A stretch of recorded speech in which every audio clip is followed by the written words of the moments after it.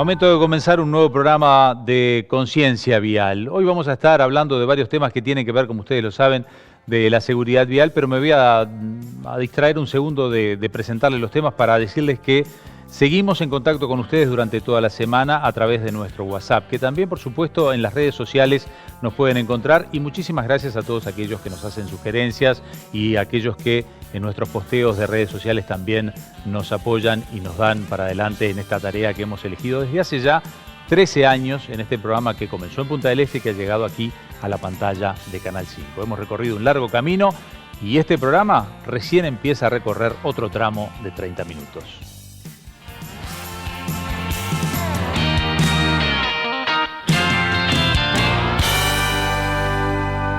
Presentan este programa empresas con responsabilidad vial.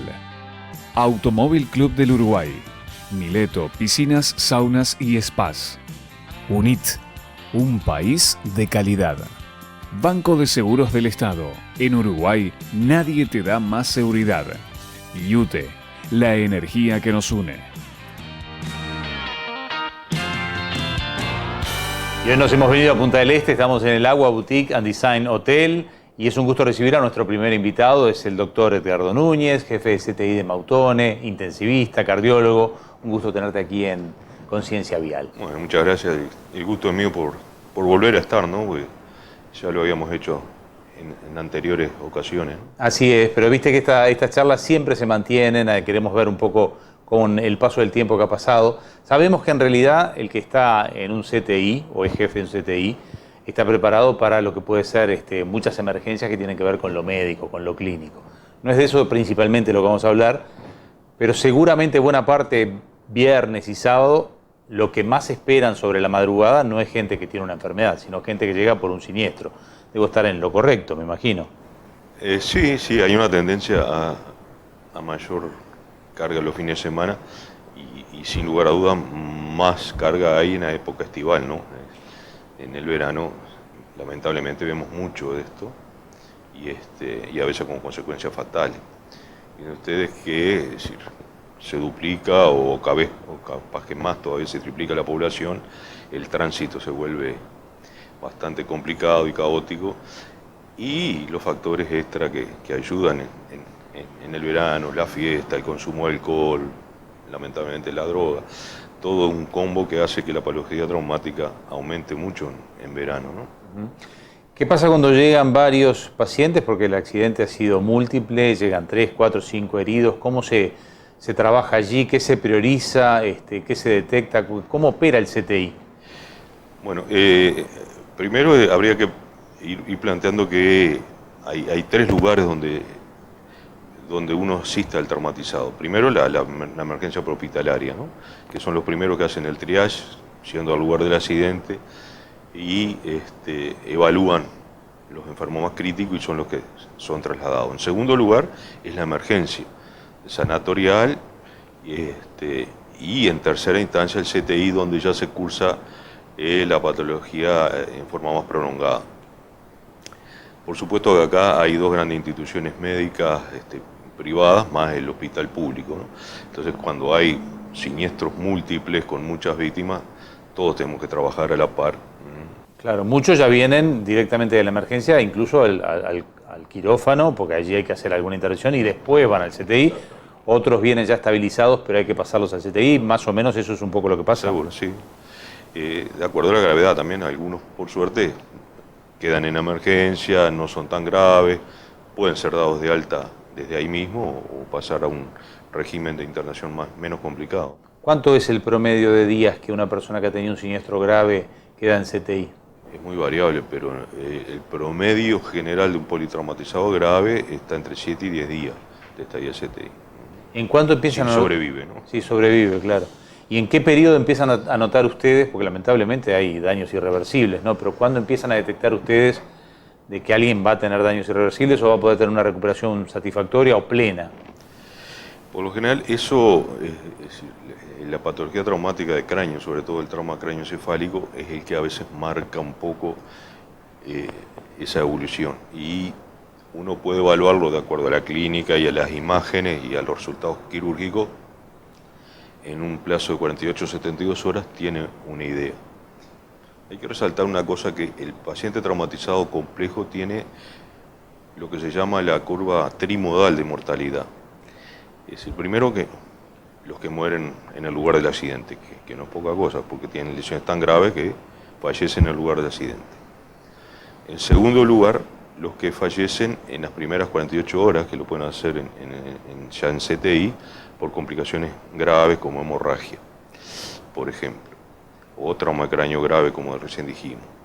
Y en tercer lugar, ya la mortalidad más alejada se debe a complicaciones infecciosas, que pasados los días van aumentando en el paciente traumatizado, ¿no? Claro, esas son lo que uno a veces escucha como infecciones intrahospitalarias. Seguro, que no necesariamente son intrahospitalarias, porque esos son los propios gérmenes del paciente, que todos convivimos con gérmenes en nuestro tubo digestivo, por ejemplo, y al tener las barreras de defensa disminuidas, tener tubos en la boca, tubos en el tórax, sondas vesicales, catéteres en las venas, todo eso favorece que los gérmenes que están en el tubo digestivo colonicen y aparezcan complicaciones como la neumonía asociada a la respiración mecánica, la neumonía intrahospitalaria, ¿no?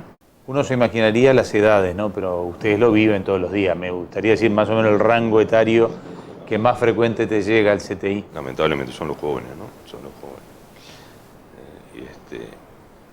Sobre todo, además, asociados muchas veces a la conducción de motos, ¿no? Es decir, accidentes. Estamos hablando de 15 a 20 y pico, 30. Sí, son los que 30, 30 y pico, las edades laborales activas, ¿no? Que después pueden, además, a su vez, generar secuelas. En lo que es el post-siniestro y la atención médica, hay una clara diferencia entre un siniestro en ciudad y un siniestro en ruta, sobre todo por la demora de atención. ¿Ustedes notan eso cuando llega el CTI? Es decir, la demora en la ruta de repente de atender a alguien hace que sea más grave la situación cuando llega a ustedes. Sí, porque incluso, es decir, ruta, y podemos hablar de distancia hasta considerable, ¿no? Estamos hablando desde el peaje Solís para acá, por ejemplo, o incluso para el otro lado, José Ignacio hacia acá, y esa demora, sí, seguro que impactan en la evolución del paciente. Y ahí está la pericia y la sapiencia de los médicos de las emergencias móviles, que puedan sostener al paciente hasta llegar a un centro asistencial. Claro, nosotros hemos hablado muchas veces, porque a veces se minimiza el factor velocidad, ¿no? Hay gente que dice, bueno, pero solo controlan la velocidad. Yo siempre pongo el mismo ejemplo: si uno le dicen va a chocar, elija entre chocar a 10 km por hora o a 120, ¿no? No creo que nadie elija chocar a 120. Ahí sí, prefiero chocar a 10. Y hay mucha gente que tiene esa segunda falsa seguridad, es que tengo un auto bueno, tiene airbag, tiene 18 airbag, tiene esto. Pero a determinadas velocidades ustedes deben ver que lo que hay es un colapso interno, ¿no? Porque más allá de que el auto pueda en cierto modo frenar y no ver demasiada estructura rota del cuerpo, internamente, ¿qué pasa? Sí, ¿no? La velocidad es un factor fundamental. Es claro, es seguro que tener un buen vehículo ayuda. Pero seguro, por decirlo, los daños viscerales ocultos. El cuerpo frena, pero los órganos se mueven. Seguro, exacto. Los órganos se mueven, sí. Y eso es común, a más de 120, 130, 140 kilómetros seguro, por hora. Las lesiones por desaceleración, que se llama. ¿Qué se hace en esos casos? Ahí uno encuentra órganos rotos, ¿no? Y ahí podemos ver desde lo más grave, que es la rotura aórtica, por ejemplo, que se rompe la aorta por desaceleración y eso ocasiona la muerte en el lugar del accidente. O, por ejemplo, estiramiento de los vasos vasculares del tubo digestivo, que en las primeras 24 o 48 horas aparentemente no dan mayor sintomatología, y al tercer cuarto día el paciente debuta con una peritonitis por una perforación de una víscera hueca, de intestino me refiero. Bien. Con respecto a la primera atención, y ahí vamos a los tres sectores, ¿cómo estamos acá? Le pregunto al departamento de Maldonado, ¿cómo estamos con el tema de las emergencias en el departamento de Maldonado?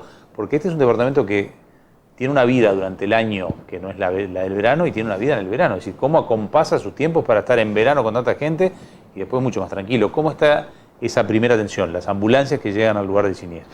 Bueno, hay dos sistemas de emergencia médico móvil muy buenos y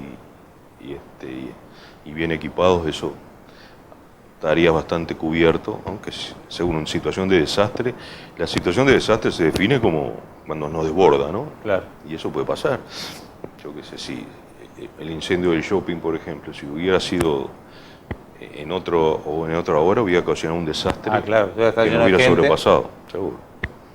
Se cae un avión en el aeropuerto y es una situación de desastre que puede llegar A superar lo que está previsto. El verano está bien, entonces está cubierto. Por lo general se ha cubierto bien, ¿no? No hemos tenido mayores inconvenientes, más allá que, por supuesto, hay una sobrecarga laboral, que también los servicios de emergencia se refuerzan para eso. Ahí va. ¿Y las puertas de emergencia?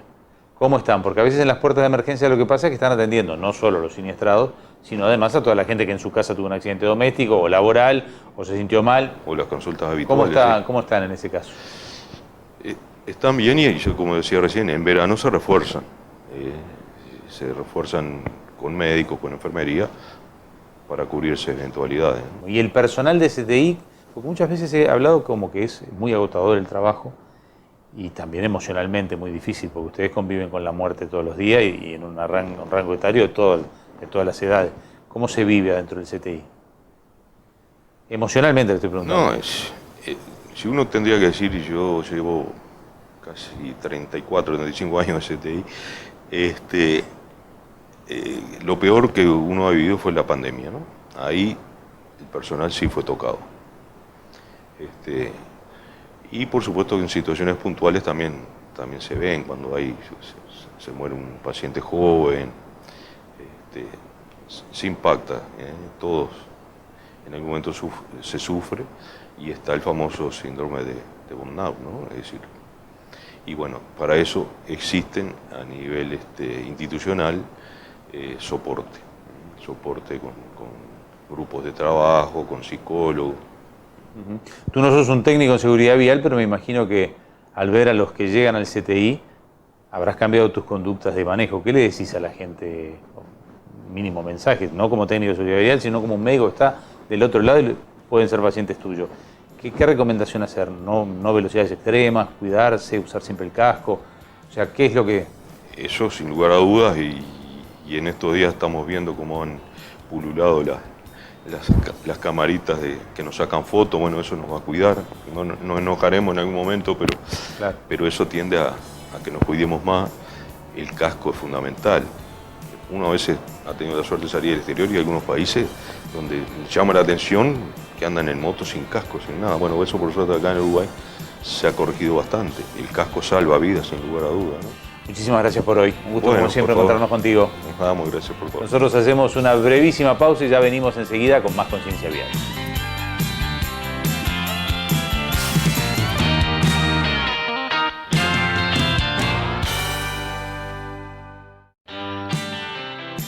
Agradecemos a Demarco Sistemas de Almacenaje, Hotel Crystal Tower, Fabián Ciuto Intercoafer, Julio Selman con sus marcas Spencer Bryson, Camisa BV Cantoni y American Crew.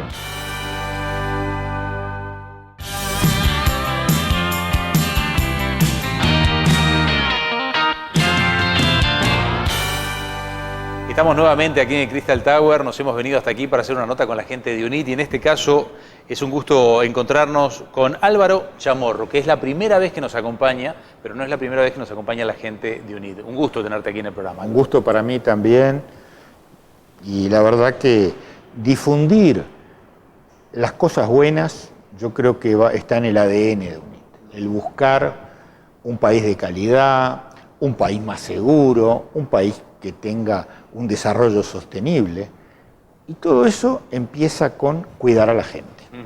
En ese cuidar a la gente hay una mínima explicación, seguramente Álvaro la va a dar mejor que yo, pero es bien importante lo de las normas UNIT, porque es un marco de referencia que tiene mucho estudio por atrás, tiene mucho estudio, y entonces allí a las grandes empresas, a las medianas empresas o incluso al particular le da dónde apoyarse para saber cómo trabajar mejor en seguridad vial. Por ahí va un poco la importancia Yo de las creo normas que UNIT. no se puede hablar de UNIT si no se habla de las normas técnicas. Y de alguna manera nosotros estamos permanentemente en contacto con normas técnicas. ¿Por qué los enchufes, cuando voy a enchufar, entran bien? Claro. Si no pones un un 3 en línea sobre un yuco, que a veces no lo tiene, pero que de alguna manera las normas técnicas ayudan a la sociedad. Pero en realidad uno podría decir, bueno, en realidad los expertos también ayudan, la opinión pública también ayuda, pero lo importante de las normas técnicas es su proceso de elaboración. Cuando se sigue una receta reconocida que funciona, las cosas salen bien. ¿Por qué? Porque las normas técnicas vienen del consenso de las partes interesadas. Asegurar que todos los que están involucrados en el tema, los que son partícipes del producto, del servicio, que son los actores, los que hacen, los que lo reciben, los usuarios, los clientes, los reguladores, y tenemos ya las reglas del mercado. No es de alguna manera fomentar un mercado de esa forma, pero es la realidad, y la sociedad tiene esas tres partes como elementos principales. En este caso, los orígenes de la norma ISO 39001 están en la ISO, la Organización Internacional de Normalización, que reúne más de 170 países en el mundo. Entonces, expertos de todas partes del mundo estuvieron de acuerdo que esas eran las mejores prácticas para eliminar los accidentes graves y mortales en las vías de tránsito. Entonces, es un objetivo chiquitito, pero que ataca donde duele más y se puede llevar a todo tipo de incidentes con daño, ya sea a personas o mismo a las infraestructuras y vehículos. Claro.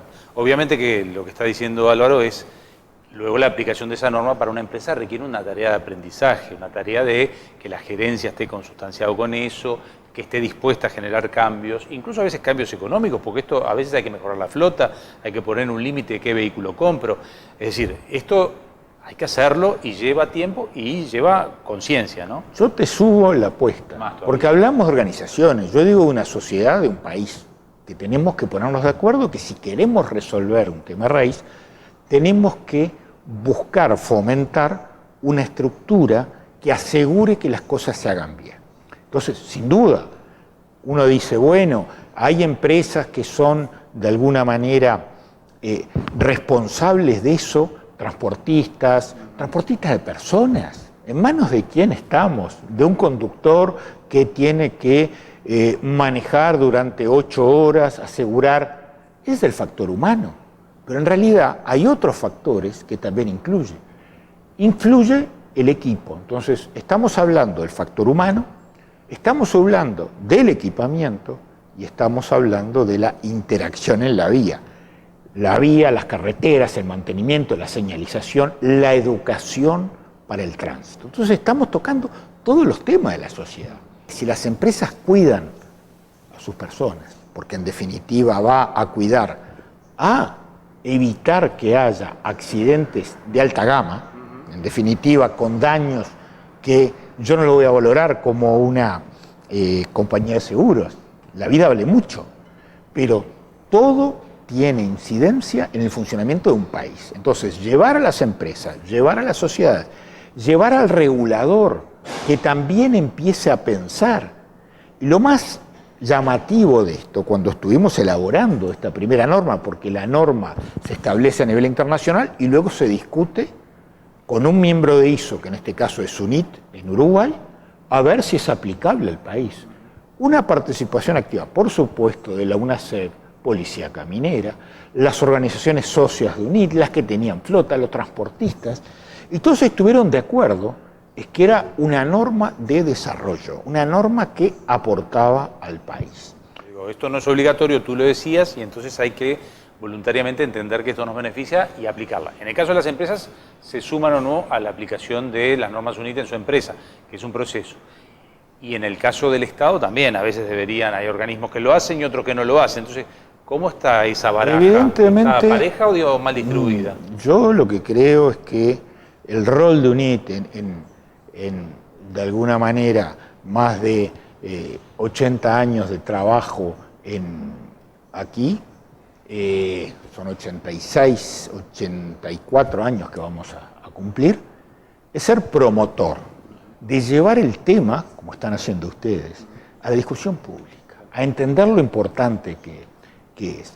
Porque hay veces que las empresas no quieren tener subcontratistas que tengan problemas, porque son la imagen.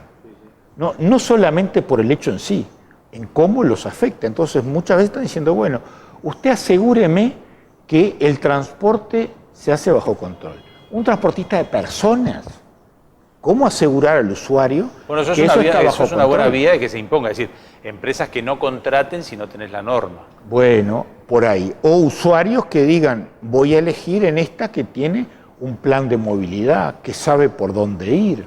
Entonces empieza a aportar confianza en ese tema. Un poco nos pasa esta charla lo mismo en estos 13 años que llevamos cuando hablamos con la gente de Latinenca, que ellos testean vehículos y dicen la gente debería comprar los vehículos que tienen más estrellas, no los que tienen menos. Pero sin embargo, a veces uno no compra por las estrellas. Es una referencia. Yo creo que hay que juntar todo, porque no podemos atacar solamente el vehículo, el medio de transporte. No podemos solamente atacar las buenas prácticas de manejo, sino que tenemos que trabajar en conjunto, formando, capacitando y dando una infraestructura adecuada. El tránsito de hace 10 años no es el mismo que el de ahora. Entonces, eso obliga a que permanentemente las organizaciones sepan cómo van a gestionar. Pueden gestionar los vehículos buscando la mayor seguridad, pero si no trabajan con la gente, con buenos hábitos de descanso, con de alguna manera dándole elementos, se está trabajando mucho en la tecnología para los recorridos de equipos pesados, para que la tecnología ayude a detectar cansancio, fatiga. Ya no sirve yo sé cuando estoy cansado y paro en la ruta. No, no es así. Hacer reflexionar a todos los que estamos, a los que usamos la vía, ya sea circulando o simplemente como peatón o factores que pueden incidir en la vía. Alguien que deja un auto mal estacionado. O el regulador. Hablemos de las intendencias, hablemos de policía caminera. Pero también es importante el pensar qué vías quiero y cómo las voy a gestionar. Hasta los proyectos de mantenimiento del pavimento empiezan a entrar. Entonces, estamos tocando todos los temas. Nos vamos a quedar cortos hoy, porque estamos ya llegando al final del programa. Así que te vamos a invitar para otro programa para hablar de exactamente toda esa interacción. Hoy, Álvaro, primera visita y la verdad que no va a ser la última. Gracias por haber estado con nosotros aquí en Conciencia Vial. Nosotros tenemos un eslogan que es que la seguridad en el tránsito es responsabilidad de todos. Vos lo manejaste indirectamente. Pero estuvo ahí rondándole. Es que si no lo tomás como algo estructurado, como algo global, no lo podés solucionar. Lo dejamos para la próxima charla. Así que gracias por hoy. Nosotros nos estamos ya retirando. Les recordamos que a lo largo de la semana es un gusto, como siempre, que nos acompañen. Te queda por allí el teléfono de WhatsApp para que nos manden mensajes. Y si no, nos estaremos reencontrando aquí en la pantalla de Canal 5 dentro de 7 días, cuando volvamos a hacer juntos Conciencia Vial. Hasta entonces.